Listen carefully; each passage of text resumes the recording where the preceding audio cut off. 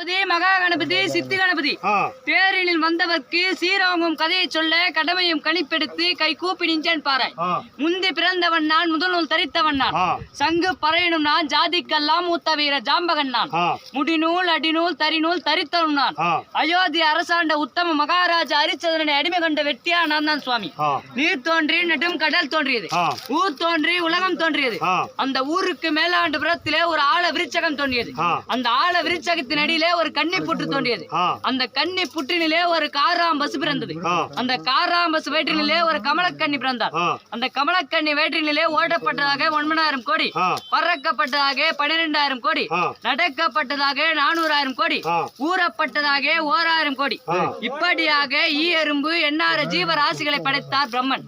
இந்த ஜீவராசிகளானது பூலோகத்திலே பெருக பெருக பூமாதேவியால் பூமி பாரம் தாங்க முடியவில்லை. அதனால் பூமாதேவி பிரம்மணன் சென்று சுவாமி என்னால்